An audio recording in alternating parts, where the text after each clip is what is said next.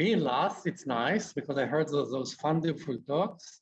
And I want to tell you our experience and tell you why life is chiral and what is our explanation for why life is chiral and why it is important for biology. So what is chirality, first of all? Chirality is when you break the symmetry. It's like right hand, chiral is the hand in the Greek, so right hand and left hand, and you have mirror symmetry between those two hands, but you can superimpose one on top of the other. So chirality has like a DNA or other molecules that are chiral. But it's interesting that in standard chemical processes, you will get both chiralities because it's how to break the symmetry. You need to inject energy or to have energy to break the symmetry. But if we look at life, life is homochiral. Almost all protein, all sugars, all DNA, all amino acids are chiral. They break the symmetry.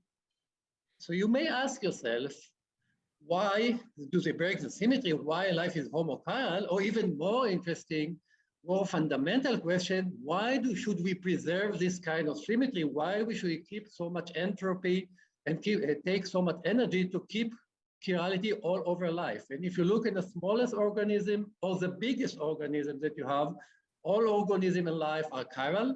If you look for subterranean or look for outer space life, usually you see that you're looking for chirality.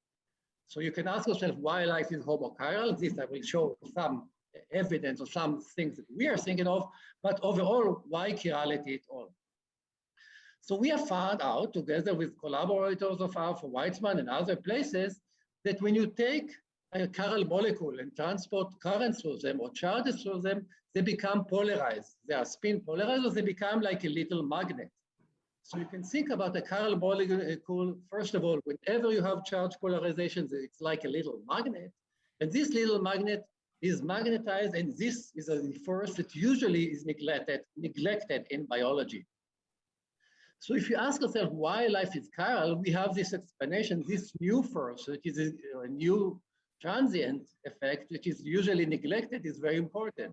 First of all, if you think about it, you have let's say a DNA or a spiral, your force, an electron goes through, it's like a spinning wheel or spinning football. It's much more stable against other environment changes. If you throw a football, usually you rotate the football, and this means it will have less scattering, it's much stable against interference from other things. This is also when you throw a frisbee, it's rotate like that. Also, this force could help you have protein folding because it's behave like a little magnet. You have this spin exchange interaction, what we call it is directional, but it's a very short range force, and it could reduce the phase separation, or can use the large possibilities of protein folding for enzymatic reaction.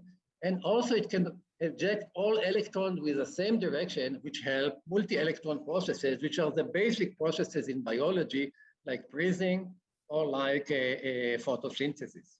So we claim that life has to be chirality. First of all, the symmetry was broken, but life has to be chiral because of this new force, this kind of magnetic force.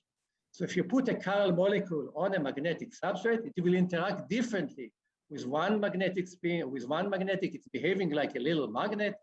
And this is maybe why we can explain even this, the symmetry is broken. Early Earth was magnetic, the symmetry was broken. And I hope I convinced you so far that if the symmetry is broken, we should keep the symmetry broken, because this is how we can have better processes, a more stable processes, and even the processes which need multiple electrons has to be in a chiral substrate. I want to end with one last thing. If this is biology and this is what we understood from biology, why it is also important for chemistry or for physics, and this is the opposite effect. If you take a magnetic substrate, then you can separate between chiral molecules. One chiral molecule will sit, if you have a racemic mixture, a mixture of chiral molecules, one chiral molecule will sit on one end of the magnetic substrate, the other chiral molecule will sit on the opposite end, and you can have a generic way of separation.